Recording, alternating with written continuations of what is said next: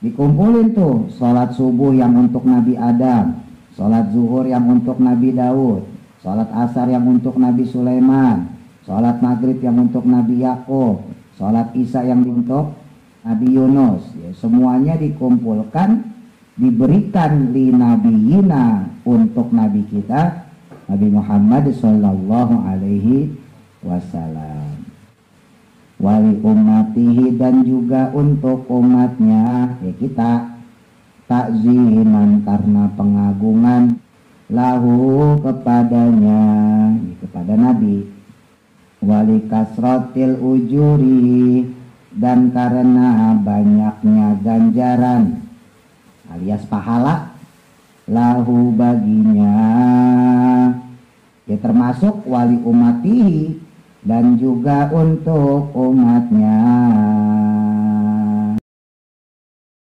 Ini kalian punya rumah, di depan pintu rumah kalian ada sungai, airnya jernih, airnya bersih. Kamu mandi di situ 5 kali sehari. Maka apa kamu ngelihat ada daki, ada kotoran yang tersisa di badan kamu itu? Sahabat menjawab, lah, nggak ada ya Rasul. Qala, maka berkata lagi Nabi, fa inna sholawati, maka sesungguhnya solat al-khamsa yang 5, maksudnya solat 5 waktu, itu tuzhibu, bisa menghilangkan adzunuba, akan dosa-dosa, kama yudhibu, sebagaimana menghilangkan al-ma'u, air, adarna, akan kotoran atau akan daki. Kebalikannya, ketika ada orang kok kagak sholat 5 waktu, maka dosanya makin numpuk, makin banyak. Gitu. Jadi orang sholat, orang ngaji itu yang mahal sebetulnya bukan masalah hartanya, tapi keberkahannya. Kalau bicara harta, jangankan orang Islam, kita orang kafir aja dibagi. Lah orang kafir aja kagak sholat kaya, ya. Bahkan banyakkan mereka daripada kita, kan gitu. Ya. Sehat, orang gila sehat kagak sholat, ya. Jadi bukan itu maksudnya, maknanya adalah keberkahan, barokahnya orang sholat, barokahnya orang ngaji, barokahnya orang ibadah, itu bisa menerima apapun yang Allah takdirkan, baik yang enak maupun yang tidak enak. Nah, nilai mahal ibadah tuh di situ. Beda sama orang kagak ibadah. Kalau orang kagak ibadah, jangankan yang nggak enak, kadang-kadang dikasih enak aja masih kurang. Kenapa? Lo kagak ngaji, kagak sholat, kagak ibadah, bawaannya kurang mulu. Beda sama orang yang ngaji, orang yang sholat, orang yang ibadah. Lagi-lagi ada remnya.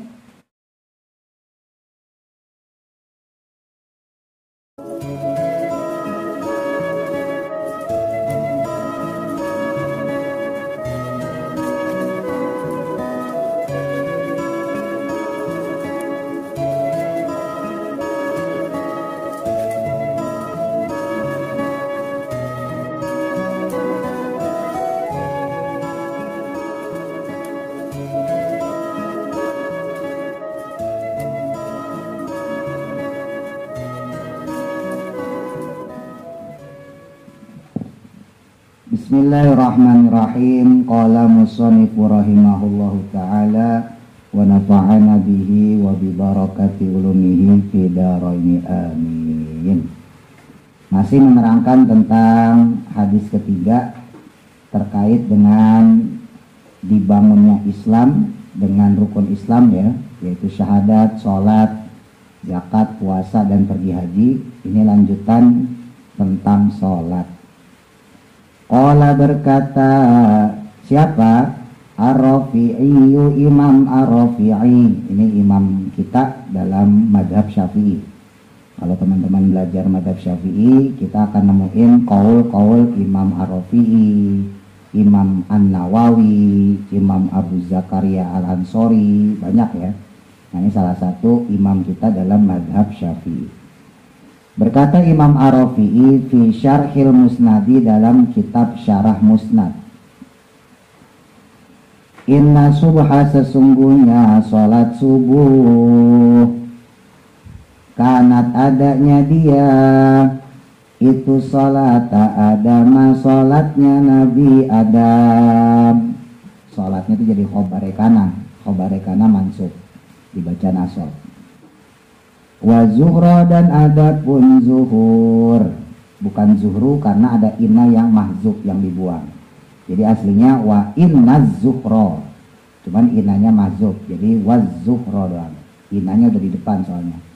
Wa zuhra dan adapun salat zuhur, kanat adanya dia itu salat Dawuda, salatnya Nabi Daud. Wal asra dan adapun salat asar, salat asor yang benar mah, kanat adanya dia itu salat Sulaimana, salatnya Nabi Sulaiman. Wal maghriba dan adapun salat maghrib, kanat adanya dia itu salat Yaquba, salatnya Nabi Yakub. Wal isya dan adapun salat isya, kanat adanya dia itu salat Yunus, salatnya Nabi Yunus. Nabi-nabi terdahulu juga salat ya, jangan dikira enggak. Jangan dikira salat itu baru ada pas zaman Nabi Muhammad. Enggak, nabi terdahulu pun salat, cuman syariatnya yang berbeda. Wa aurada dan teriwayatkan fidzalika dalam hal tersebut khobaron akan suatu khobar. Khobar di sini maksudnya hadis Nabi. Fajama'a maka mengumpulkan siapa? Allah subhanahu wa ta'ala. Allah subhanahu wa ta'ala mengumpulkan apa? Jami'a dzalika akan seluruh salat tersebut. Dikumpulin tuh salat subuh yang untuk Nabi Adam, salat zuhur yang untuk Nabi Daud, salat asar yang untuk Nabi Sulaiman, salat maghrib yang untuk Nabi Yakub, salat isya yang untuk Nabi Yunus. Ya, semuanya dikumpulkan, diberikan li nabiyina untuk Nabi kita Nabi Muhammad sallallahu alaihi wasallam. Li nabiyina untuk Nabi kita, ya, Muhammadnya dimahzuf ya karena sudah maklum, yakni Nabi Muhammad alaihi, semoga tercurah rahmat tazim padanya, wa alaihim dan pada mereka, maksudnya kepada para nabi. Afdolus salat, afdolnya sholawat atau sholawat yang paling utama. Sholawat untuk nabi itu maknanya rahmat takzim ya. Wassalamu dan keselamatan atau kesejahteraan. Wali ummatihi dan juga untuk umatnya ya kita, takziman karena pengagungan, karena takzim, lahu kepadanya, kepada Nabi. Wali kasratil ujuri dan karena banyaknya ganjaran alias pahala, lahu baginya. Jadi Nabi Muhammad tuh seakan-akan mengumpulkan pahala-pahala sholat Nabi terdahulu ya, termasuk wali umatihi dan juga untuk umatnya. Wa qad qala dan sungguh telah bersabda siapa? Alaihi salatu wassalam, nabinya dimahzuf ya karena maklum. Nabi Muhammad alaihi salatu wassalam, khamsu salawatin, adapun 5 salat, maksudnya salat 5 waktu, itu kata bahuna telah mewajibkan dengan mereka. Mana aslinya kataba menulis, tapi maksudnya di sini adalah parodo, mewajibkan. Huna rujuknya ke khamsu salawatin muannas soalnya. Telah mewajibkan salat 5 waktu tadi. Siapa yang mewajibkan? Allah subhanahu wa ta'ala alal ibadi, kepada para hamba. Jadi Allah mewajibkan sholat 5 waktu kepada kita. Paman maka adapun siapa orang ja'a yang melaksanakan, ja'a di sini bermakna akima ya, melaksanakan. bukan ja'a bimana datang, bukan. Ja'a yang melaksanakan atau melakukan bihina dengan mereka, maksudnya dengan sholat 5 waktu. Falam yudayyi, maka tidaklah menyia-nyiakan minhunna dari mereka tersebut, dari sholat 5 waktu yang diberi Allah, syai'an akan sedikit pun. Syai'an makna aslinya sesuatu, maksudnya sedikit pun. Istighfafan, karena meremehkan, bihaqihina, dengan haknya mereka, ya dengan kebenarannya sholat 5 waktu. Dilakuin semuanya, nggak disia-siain, ya sholat 5 waktu, nggak diremehin. Karena maka adanya lahu bagi dia, bagi siman orang tersebut yang sholatnya 5 waktu, maka bagi dia ahdun, janji. Ahdun suatu janji, indallahi dari Allah. Allah menjanjikan kepada orang yang sholatnya 5 waktu, ajak jejak istiqomah, syukur-syukur bisa jamaah, ya. Apa janji Allah untuk mereka? Untuk orang-orang yang sholat 5 waktu, ayyudkhilahul jannah, ayyudkhilahu, untuk memasukkan dia, memasukkan orang tersebut yang selalu sholat 5 waktu, nggak meremehin, nggak ngentengin sholat, al jannata, ke dalam surga. Tuh. Makanya kalau pengen masuk surga simpel, udah sholat, ya. Ya sekolah, waktunya sekolah, ngaji, nggak usah aneh-aneh udah. Ya. Kalau mau senang-senang ntar aja di surga gitu, ya. Ya senang-senang boleh sewajarnya, main bola gitu di hat, ya boleh, tapi sewajarnya aja. Nah tapi sebaliknya, waman, dan adapun siapa orang lam yakti, yang tidak, bukan tidak datang ya, maknanya di sini tidak melakukan. Sama kayak ja'a, aslinya ata yakti, ya ja'a tuh artinya datang, maksudnya di sini melakukan. Lam yakti, yang tidak melakukan, bihina dengan mereka, maksudnya sholat 5 waktu, ya, rujuknya sama khamsus sholawatin. Kok dia nggak ngelakuin, falaisa, maka tidaklah ada lahu baginya atau untuknya, indallahi dari Allah, nggak ada apa, ahdun suatu janji. Jadi Allah nggak janji sama dia. Insya'a, ya, jika Allah berkehendak, adzabahu, bisa mengazabnya,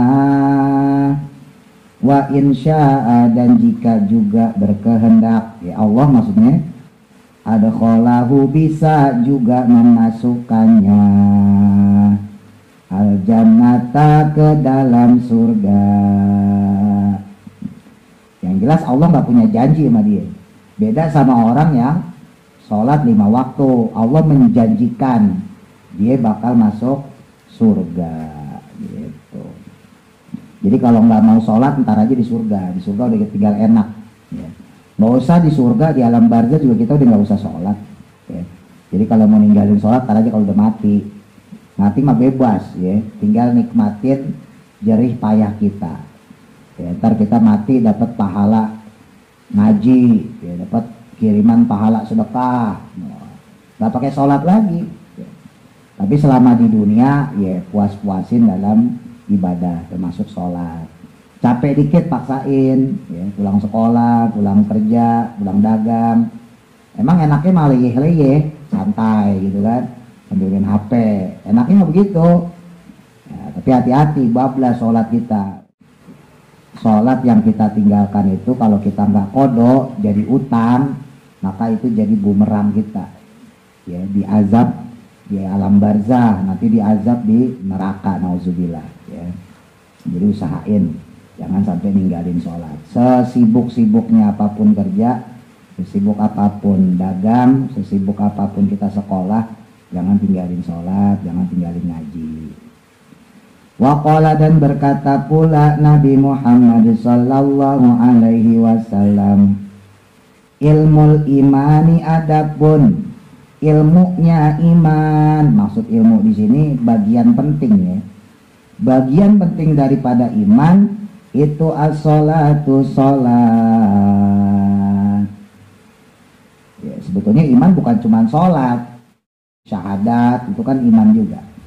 Tapi di antara bagian penting iman yaitu sholat. Sama kayak sabda Nabi, al-hajju arafah. Ya, haji itu ya arafah, maksudnya wukuf di arafah. Tapi kan haji bukan cuma wukuf doang. Haji itu ada ngambil mikot, niat haji, ya, ada juga tawafnya. Tapi Nabi mengatakan haji itu adalah arafah, maksudnya intisari haji itu ya wukuf arafah. Makanya nggak bisa disebut haji kalau dia nggak wukuf di arafah. Nah sama ini juga nih, al-iman ya sholat.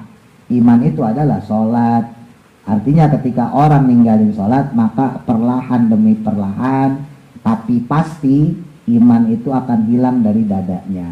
Maka lama-lama yang makruh apalagi yang haram itu mulai dilaksanain.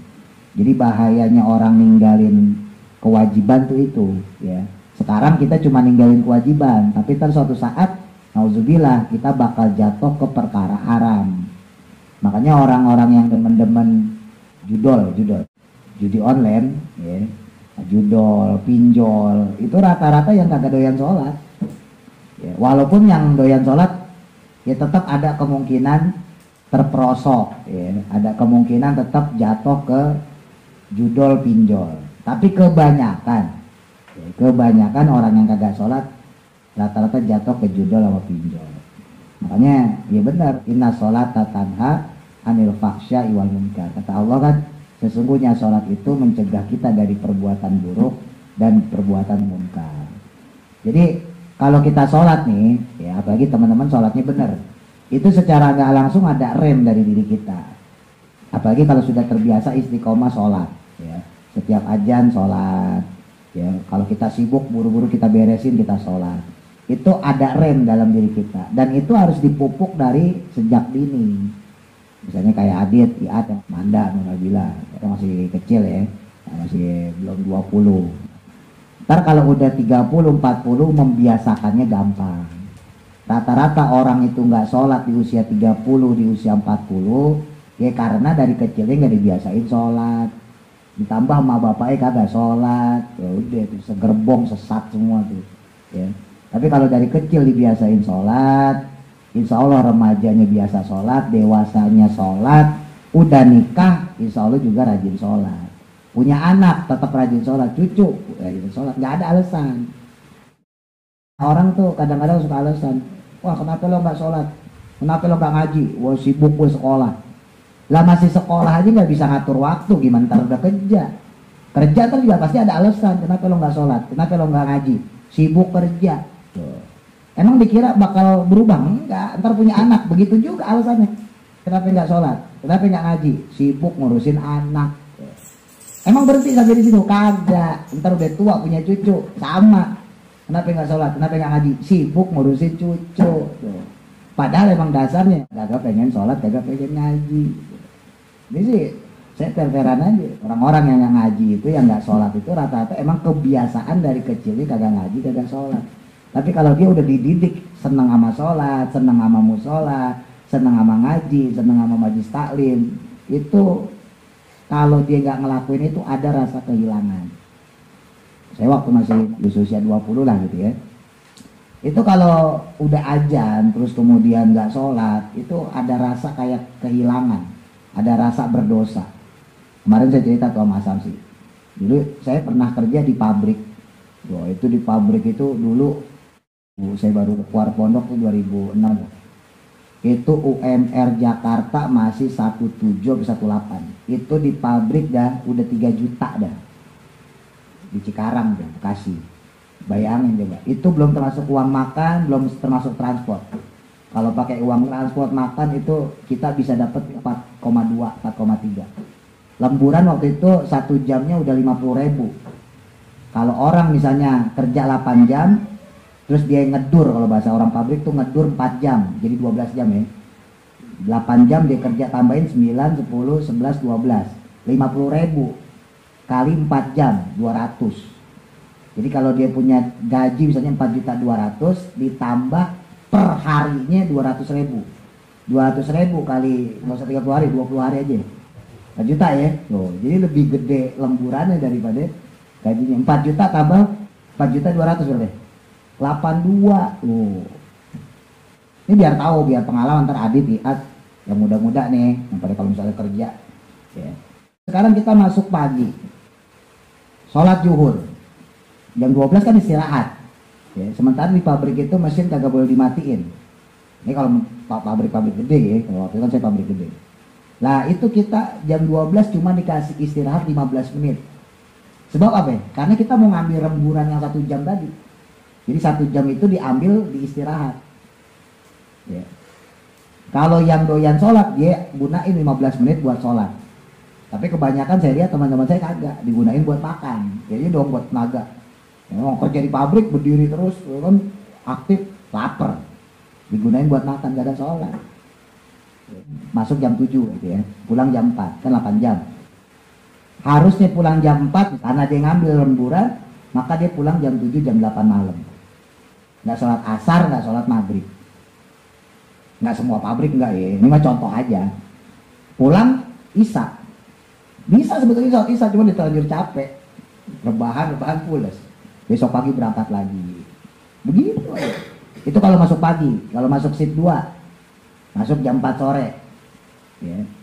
Pulangnya jam 12 malam kalau nggak pakai lembur ya. Jam 4 kerja, 5, 6, 7, 8, jam 8 baru istirahat. Udah pasti nggak sholat maghrib. Udah pasti nggak sholat maghrib ya. Jam 8 baru istirahat, 9, 10, 11, 12. Jam 12 bisa tuh deh pulang sholat isya gitu. Kalau nggak capek lagi. Kalau dia ngambil lemburan, dia ambil lemburan 4 jam sampai subuh. Nggak sholat tuh, maghrib nggak sholat, isya nggak sholat. Kalau tadi si pagi jam 8 sampai jam 4. Shift 2 nya jam 4 sampai jam 12. Shift malamnya shift 3 jam 12 sampai jam 8 ya. Jam 12 malam datang ya, istirahat jam 4, belum azan subuh ya kan. Jam 4 belum azan subuh 4:30 ya.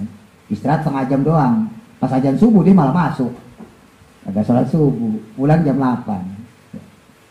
Tapi kalau nyari duit gede. Makanya saya berapa kali saya diomelin sama leader tuh, ya itu saya tinggalin mesin. Mesin saya tinggalin. Wah gimana sih jalani, biarin aja tuh. Habis bertentangan mati ya. Orang kita di pondok biasa ajan langsung datang kan gitu ya. Dan yang paling nangis itu pas takbiran. Kemarin saya cerita bahasa itu, pas takbiran orang pada Allahu Akbar, Allahu Akbar, kita masuk kerja dah. Itu dijanjiin gak tanggung-tanggung, yang hari itu masuk cash 500.000, nggak termasuk gaji yang bulanan ya. Jadi tetap hitung masuk bulanan, dikasih plus 500.000. Orang pada takbiran Allahu Akbar, Allahu Akbar, kita di pabrik. Wah itu saya langsung nangis itu. Wah, gini amat cari duit ya. Udah besok langsung berhenti. Nanti maaf lah, bukan ngagungin ini, bukan. Saya yang anak pondok aja itu sempat terprosok ke situ. Akhirnya yang kagak mondok, yang kagak punya basic agama, wah mikirnya duit mulu. Wah iya lah gede. Wah makanya orang pabrik rata-rata cepet kaya. Nggak semua enggak ya. Jarang orang pabrik miskin itu jarang, rata-rata cepet kaya orang ninggalin sholat. Nggak semua enggak ya. Yang saya bilangin pabrik-pabrik yang tertentu yang kayak tadi. Nah itu lantar fenomena orang kerja. Adit tar misalnya yang kecil-kecil nih kerja segala macem ya. Tetap ada resiko ninggalin sholat. Jadi kehidupan sebenarnya itu nanti selesai sekolah ya. Kayak asumsi dagang masih enak ya, orang itu aja masih suka digangguin ya. Lagi sholat ada orang beli kan. Nah udah bisa gitu, masih bisa tukeran. Jadi kehidupan sebenarnya itu khususnya yang kecil-kecil nanti ya, itu ya nanti selesai kita sekolah tuh kehidupan sebenarnya. Makanya kalau kita yang gede-gede ya udah saya gitu, itu kalau boleh milih mau nggak jadi anak kecil lagi, mendingan jadi anak kecil lagi. Nah kalau teman-teman yang kecil kan kayak Adit, Iat, misalnya Mas Dani, Repal ya, apalagi Nabilah, pengen buru-buru kawin aja. Manda ya. Pasti pengennya Buru-buru gede ya. Iya, dikira jadi gede enak, kagak enak. Nyari duit sendiri, mau minta orang tua udah malu. Nah sekarang Adit walaupun badannya udah gede, udah tinggi, Reva minta duit masih pantas. Ya enggak? Mak minta duit mak buat jajan, masih pantas. Coba kalau udah lulus sekolah, masih minta duit, nggak tahu diri itu mah. Bukan ngasih orang tua malah minta. Tetap malu ntar pasti, ya kan? Coba deh pikirin. Makanya mantapin sekolah tuh, yang bener, ngaji yang bener. Karena nanti ada waktu di mana kita bakal tinggalin itu semua dan kita bakal kangen sama dunia sekolah. Atau lagi kisah kasih di sekolah ya. Bener deh. Dikira udah lulus enak, kagak, nyari duit. Apalagi ntar udah ada yang senang ya kan, ditantang ya kan. Adit misalnya suka sama perempuan nih, ya suka main nantang. Ayo ya kapan mau ngelamar? Wah pusing lagi gitu, ya kan. Duit belum punya, ya kan. Kerja belum tetap, wah makanya gak usah ada aneh. Ya, itu anak muda sekarang tuh begitu, gaya-gayaan. Naik motor, ngebut, ngetrek, padahal bapaknya susah nyari duit ya kan. Dan hati-hati loh, ya bukan hukum karma ya, Islam gak ada hukum karma. Ya ada hukum alam lah gitu. Ada hukum alam, Allah itu ngasih hukum bisa berbalik kepada kita. Coba-coba kita durhaka sama orang tua, kelak nanti ketika kita jadi orang tua, gantian anak yang bakal durhakain kita. Biar kita ngerasain gak enaknya didurhakain sama anak tuh. Hati-hati loh. Walaupun misalnya orang tua kita mampu, gitu, orang tua kita kaya nih, orang tua kita mampu, wah mak gue kan kaya, gue minta duit biar kasih mulu, bapak gue banyak duit. Iya bener, tapi kan pertanyaannya kita ntar nasibnya sama nggak sama bapak ibu kita? Lu kita ngerongrong aja orang tua kita ya. Nah terus kitanya nikah, kita pisah dong, masa masih minta sama orang tua? Kalau udah nikah udah punya anak pasti pisah. Sama emaknya, karena emaknya kaya kan nih, gue kasih rumah, saya kata emaknya, nih bapak kasih rumah, ibu kasih rumah. Itu pandiri. Ntar anaknya juga bakal begitu, ngerongrong orang tua. Supaya apa ya? Supaya si anak tersebut ya sadar bahwa ketika didurhakain sama anak, dirongrong sama anak itu kagak enak. Makanya kalau nggak pengen punya anak yang ngerongrong, ya kita juga sebagai anak jangan ngerongrong orang tua. Kalau pengen punya anak sholat 5 waktu, senang ngaji, makanya kita mulai dari kita juga. Kitanya harus rajin sholat, harus rajin ngaji. Paham ya? Jadi kalau mau nasib itu dirubah itu dari sekarang. Jangan telat, udah tua baru, yo saya punya anak begini, ya lu aja dulu kagak ngaji. Gitu gampang. Anak saya disuruh sholat susah Pak Ustaz. Ya lu aja kagak kenal sholat, baru sholat sekarang. Dulu kan kagak sholat, ya kan? Sekarang tobat, sholat, ngaji, pengen anaknya sholat ngaji, ya kagak bisa. Ya kan? Kan bertahun-tahun nih kagak sholat kagak ngaji. Logikanya begitu. Masa baru sholat, baru ngaji 5 tahun pengen anaknya langsung sholat ngaji? Ya yang dulu kemana? Coba kalau dari dulu ngaji sholat, pasti punya anak ngaji sholat. Begitu, rumusnya simpel. Gitu. Waqala dan berkata Nabi Muhammad sallallahu alaihi wasallam, Nabi Muhammad SAW bersabda, innama masalah sholati, sesungguhnya perumpamaannya sholat itu kama salin nahrin, seperti perumpamaannya sungai. Nah, ini mah hadisnya masyhur ya, saya juga sering nyampein. Sholat itu seperti sungai, adabin yang tawar, ya, air jernih, gomarin yang mengalir, bibabi ahadikum, di depan pintu rumah salah satu kalian. Ini kalian punya rumah, di depan pintu rumah kalian ada sungai, airnya jernih, airnya bersih, kata Nabi gitu. Ya ketahimu yang dia mandi, fihi di dalamnya. Terus kamu mandi tuh di sungai tadi yang ada di depan rumah kamu itu, yang jernih, yang bersih airnya. Kulla yaumin, setiap harinya, khamsa marotin, 5 kali. Kamu mandi 5 kali di situ. Fama tarawna, maka apakah kalian melihat, hal yabqa, apakah tersisa, zalika dari hal tersebut, min darnihi berupa kotoran, syai'an sedikit pun atau secuil pun. Kamu mandi di situ 5 kali sehari, maka fama tarona hal yabqa dzalika min darni syai'an. Apa kamu ngelihat ada daki, kalau bahasa kita, ada kotoran yang tersisa di badan kamu itu? Secuil deh, ada nggak? Qalu, maka berkata sahabat, maksudnya menjawab. Sahabat menjawab, lah, nggak ada ya Rasul. Ya tentu nggak ada lah, bersih lah, kinclong, klimis, 5 kali sehari mandi. Ya, cepet-cepetnya mandi lah gitu ya, jibur tetap aja bersih. Oh 5 kali. Ya. Nah kita paling mandi 3 kali sehari, ya kan? Itu juga yang mandi. Kadang berangkat sekolah, kita mandi ya. Kalau kesiangan mandi ya? Mandi. Wah mandi. Pulang sekolah, nah ini pulang sekolah marah dan males tuh. Ya 2 kali aja kita bersih. 3 kali, oh lebih bersih lagi. Ya. Apalagi 5 kali. Ya secepat-cepatnya mandi, katakan gitu, sejebar-jeburnya lah, tetap aja bersih. Maka nggak akan ada ya Rasul kotoran atau daki yang nempel. Qala, maka berkata lagi Nabi, fa inna sholawati, maka sesungguhnya solat al-khamsa yang 5, maksudnya solat 5 waktu, itu tuzhibu, bisa menghilangkan atau bisa melenyapkan. Zahaba makna sini pergi, maksudnya melenyapkan atau menghilangkan. Az-dzunuba, akan dosa-dosa. Ya sama.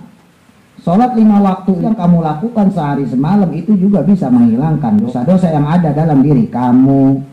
Kama yudhibu, sebagaimana menghilangkan atau melenyapkan apa al-ma'u, air, adarna, akan kotoran atau akan daki. Sebagaimana air itu juga bisa menghilangkan kotoran di badan kita ketika kita mandi 5 kali. Maka mafhum mukhalafahnya, kebalikannya, kalau ada orang kok sholat sekali, 1 waktu, 2 waktu, atau sama sekali nggak sholat 5 waktu, ibarat orang punya kotoran, punya daki tapi kagak mau mandi. Paham ya? Kan gitu logikanya. Kalau ada orang yang dia punya kotoran di badannya, daki di badannya, kalau dia mandi 5 kali maka dia bersih. Sama seperti orang yang dia punya dosa, kemudian dia sholat 5 waktu, maka sholat 5 waktu itu membersihkan dia dari dosa.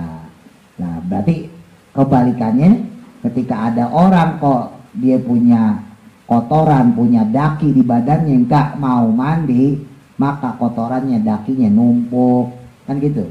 Kalau ada orang dosanya banyak, salahannya bejibun, kok kagak sholat 5 waktu, maka dosanya makin numpuk, makin banyak. Nah orang kalau dosanya makin numpuk, makin banyak, maka pintu hidayah Allah jauh. Bukan Allah yang menjauh dari dia, tapi dia yang menjauh dari Allah. Karena secara nggak langsung dia membuat kotor jendela kolbunya, jendela hatinya. Nggak bisa kemasukan cahaya dari Allah, nggak bisa kemasukan nur dari Allah. Dia tahu sholat 5 waktu wajib, dia tahu sebagai orang Islam harus bisa baca Quran, harus ngaji, dia tahu, tapi nggak tersentuh hatinya, nggak ada kepengenan untuk melakukan itu. Kenapa? Karena nur Allah, cahaya Allah nggak bisa masuk ke dalam pintu hati dia. Kenapa? Pintu hatinya kotor, udah kebanyakan dosa, ketutup. Ya. Imam Ghazali itu di kitab Kimia Usahadah itu, pas kita belajar itu, ibarat debu ya yang menghalangi jendela rumah kita. Sekali masih kelihatan tuh kaca jendela kita, 2 kali, 3 kali, 4 kali mulai rada burem. Makin sering debu nempel di kaca jendela kita, terus nggak kita bersihin, ya makin nggak kelihatan orang yang berjalan di luar. Nggak masuk tuh cahaya dari luar ke dalam rumah. Kenapa? Karena jendelanya udah terlanjur kotor. Itu sama kayak hati kita begitu. Hati kok nggak dipakai sholat, nggak dipakai dengerin fatwa-fatwa ulama, nasihat-nasihat agama, nggak dipakai buat ngaji, nggak dipakai buat baca Quran, nggak dipakai buat zikir, ingat Allah. Lama-lama hatinya kotor, lama-lama hatinya burak. Kalau orang udah hatinya kotor, hatinya burak, mau 1000 ulama juga gak bakal didengerin. Itu bahayanya orang kalau udah hatinya kotor, hatinya burak. Nah orang yang masih sholat jadi kadang-kadang dibilangin susah, ya. Apalagi kagak sholat, kuncinya sholat, ya. Makanya nauzubillah, seandainya kelak nanti teman-teman punya anak susah dibilangin, punya cucu susah dibilangin, itu kuncinya satu, suruh sholat yang benar. Kalau sholatnya benar, insya Allah berubah, perlahan-lahan akhlaknya pasti berubah. Titik. Waqala, dan bersabda pula Nabi Muhammad alaihi salatu wassalam, ala adulukum, maukah aku tunjukkan pada kalian, alama, atas perkara, yamhu, yang bisa menghapus. Siapa? Allahu, Allah Ta'ala, bihi, dengannya, bihi dengan perkara tadi, rujuknya kemah. Menghapus apa? Al-khotoya, kesalahan-kesalahan atau berbagai kesalahan. Wa yarfa'u, dan bisa mengangkat, bihi, dengannya, dengan perkara tadi, dengan amalan tadi, ada rojati, akan beberapa derajat. Amalan nih, kalau bisa jalanin. Jadi kata Nabi, mau nggak kamu aku tunjukkan amalan yang mana Allah bakal menghapus dosa-dosa kamu kalau kamu ngamalin perkara ini, dan akan menaikkan derajat kamu. Apa tuh amalan tersebut? Yakni isbagu. Isbagu boleh, isbagi boleh. Ya. Kalau isbagu berarti jadi khobar, kalau isbagi berarti jadi badal. Boleh isbagu, boleh isbagi. Menyempurnakan liwuduin, pada wudu. Sempurnain wudu indal makarihi, di waktu yang tidak disukai.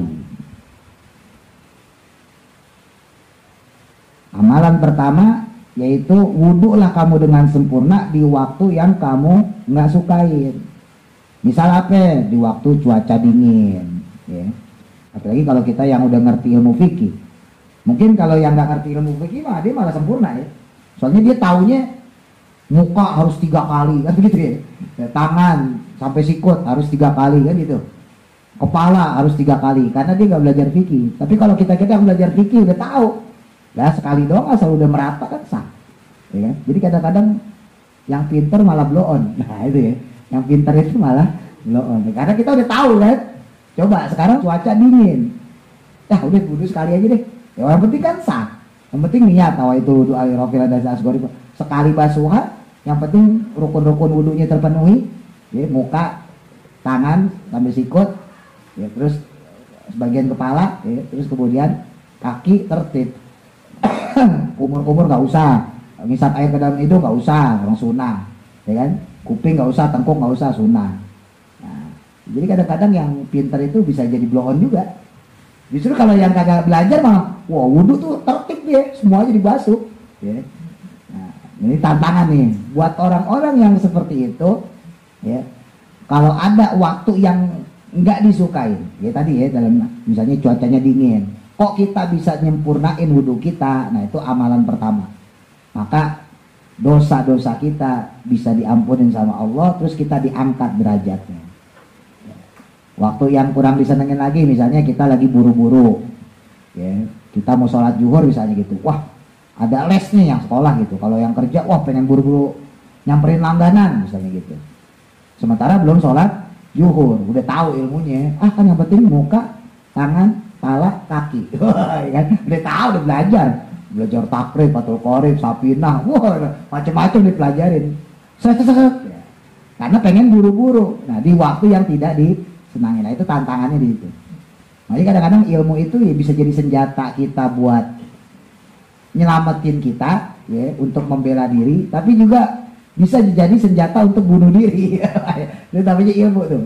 Ya, ilmu tuh kayak pisau, kayak pedang. Kalau teman-teman gunain buat membela diri bisa, buat bunuh diri nggak bisa, ya. Gitu. Makanya ilmu tuh jangan dipakai buat sok-sokan, jangan dipakai buat jago-jagoan, bukan. Ilmu itu untuk memantapkan diri kita untuk makin kuat dalam beribadah, makin mumpuni, makin berkualitas ya dalam beribadah. Jadi tujuan ilmu itu begitu, bukan buat gaya-gayaan supaya dipandang alim, pinter, soleh, bukan ya. Jadi bagaimana caranya ilmu itu bisa kita manfaatin dalam hal ini, termasuk ketika kita dalam keadaan nggak suka, nggak senang, tapi bisa wudhu dalam keadaan sempurna. Makanya ini rada berat. Terus yang kedua, wa kasratul khoto, dan banyak melangkah, ilal masajidi, ke masjid-masjid. Banyakin langkah kita ke masjid. Ngapain? Numpang tidur, numpang ngeces, numpang main, janjian, jualan. Ngapain? Hah? Sholat gitu ya, susah amat sih. Sholat jamaah. Dan ini kunci. Salah satu amanah kiai saya itu, almarhum Kiai Muhammad Syadi, itu pada saya. Ya bukan pada saya doang sih, banyak. Tapi pesan beliau itu, le ojo lali jamaah. Bahasa Indonesianya, nak jangan lupa sholat jamaah. Makanya saya bolak-balik ini promosi sama teman-teman. Ya khususnya masih kecil nih. Ya. Yang gede ya terserah, mau ikutin juga boleh. Kalau pengen sukses hidup, jangan tinggalin sholat jamaah. Bener deh. Sukses bener. Ya, jangan tinggalin jamaah. Ya. Kalau nggak bisa dalam setiap hari kita jamaah 5 waktu, setidaknya dalam sehari 1 waktu. Kalau nggak bisa juga 2 hari sekali.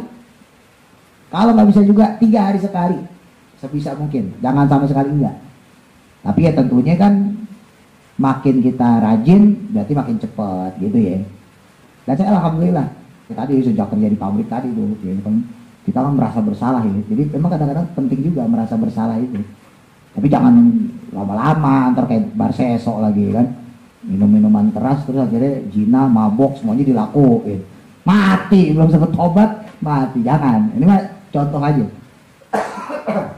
Ya saya sejak kerja begitu, itu akhirnya saya merasa bersalah. Ya akhirnya dalam pencarian saya, ya dalam proses spiritual lah, berarti kalau bahasa sekarang, itu akhirnya saya ingat lagi itu pesan Kiai, jangan tinggalin jamaah, jangan ingat. Dan alhamdulillah sebelum sampai jadi seperti ini, itu saya jamaah rajin, sholat jamaah saya rajin. Kalau saya pas posisi libur kerja atau pas lagi nggak dagang, Nurul Akbar itu pasti saya datang. Sampai-sampai saya udah nikah aja, ya itu udah tuh tanya tuh. Kalau nanyain remaja tuh pasti saya tujuannya. Remaja mana nih? Yang dimaksud remaja itu saya. Ya kan dah? Iya, pas saya udah nggak ada tuh, saya tidak eranya Kang Sadam, ya kan? Remajanya mana? Nah itu Bang Ahmad juga gitu, remajanya mana? Padahal itu remaja, siapa lagi? Jadi yang dimaksud itu sebetulnya saya. Gitu. Itu bener, wah luar biasa loh, jamaah. Ya saya nggak bisa ngasih tahu lah, cuma bisa ngasih motivasi aja. Ntar teman-teman baru tahu kalau teman-teman ngerasain. Makanya pupuk dari sekarang.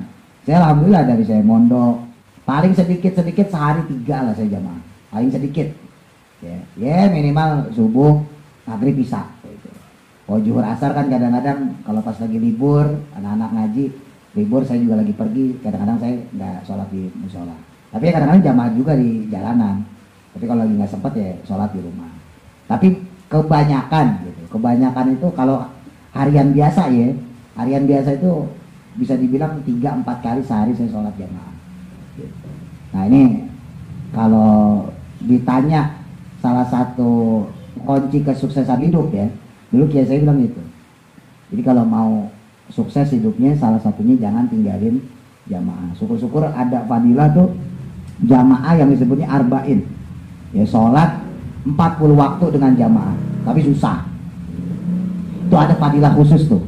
Kalau kita punya hajat sholat jamaah 40 waktu, wow itu top tuh.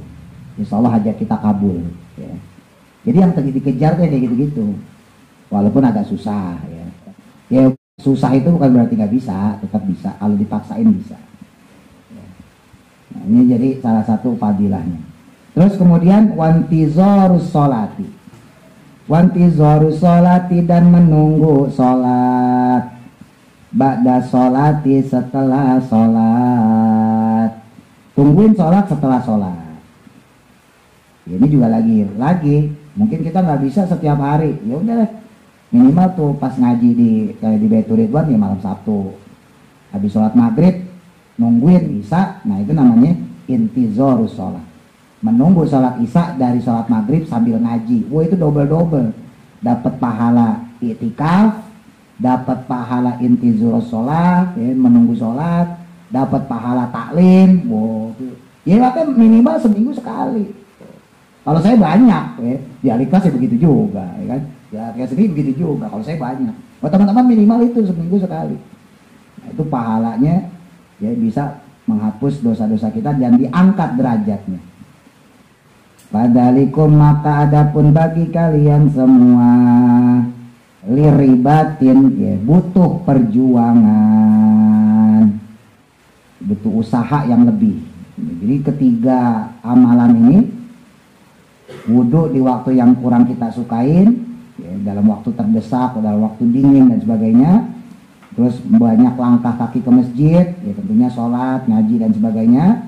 Terus yang ketiga menunggu sholat yang akan datang dari sholat yang sekarang, itu butuh perjuangan. Ya benar kata Nabi, susah.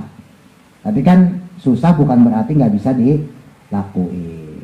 Kalau di kaidah fikihnya ma la yudraku kulluh la yutraku kulluh. Ma sesuatu perkara la yudraku yang tidak bisa kita lakuin kulluhu semuanya, la yutraku kulluh. Jangan ditinggalin semuanya. Jangan mentang-mentang susah, susah. Ntar aja kalau dia tua. Iya kalau panjang umur. Kalau 30 deh mati balik ya. Ya kalau nggak bisa semua, jangan ditinggalin semua.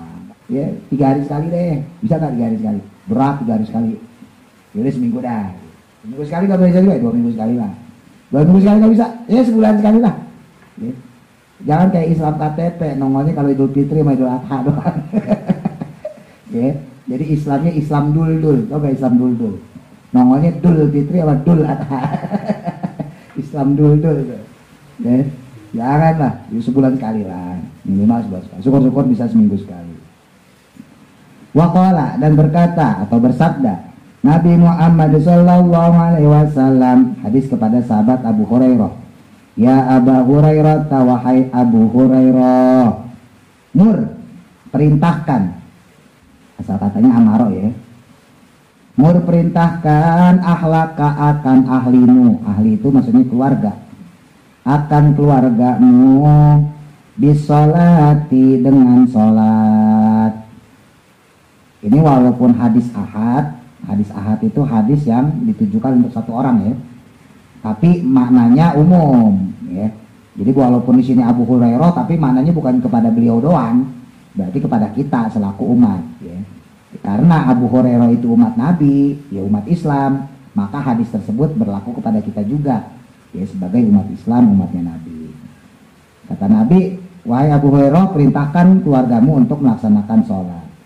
Fa inna Allah, karena sesungguhnya Allah itu ya'tika mendatangkan padamu atau memberikan padamu birrizki dengan rezeki.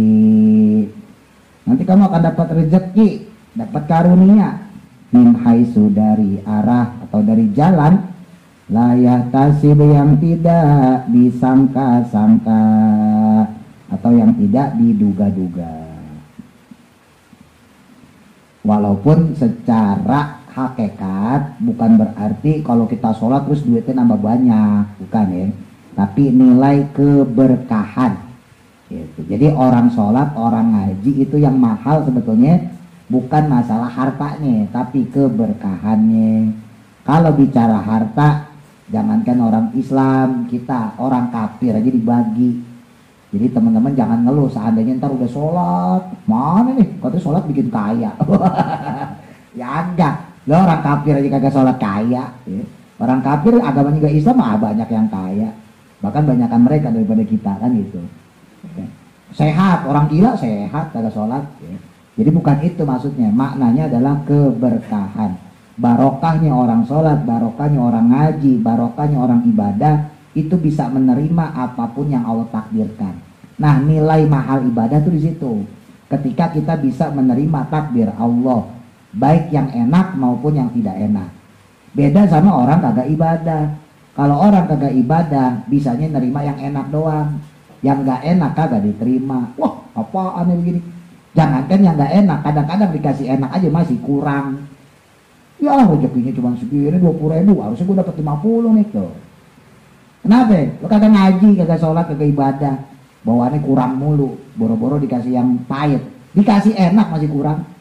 Beda sama orang yang ngaji, orang yang sholat, orang yang ibadah. Lagi-lagi ada remnya. Dikasih 20.000 sama Allah, alhamdulillah. Dikasih 50.000, alhamdulillah. Dikasih gak enak, alhamdulillah.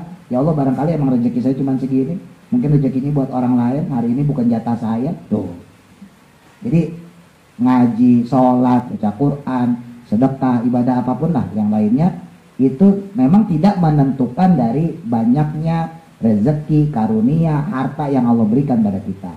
Tapi menentukan masalah keberkahan hidup. Teman-teman punya duit 500.000, hidup sehat, itu lebih enak, lebih nyaman. Dibanding punya duit 500.000, tapi teman-teman tergoler di rumah sakit, tergeletak di rumah sakit, diimpus, dipasang detektor jantung, buk, buk. Iya enggak? Coba pilih mana? Beda. Punya duit 500.000 di tangan, sehat, ya, atau punya duit 10 juta tapi di rumah sakit. Pilih mana? Disuruh milih aja bingung. Duit banyak tapi sakit, apa duit sedikit tapi sehat? Duit banyak tapi sehat. Itu mah pilih-pilih. Jadi duit sedikit sehat. Jadi kuncinya apa?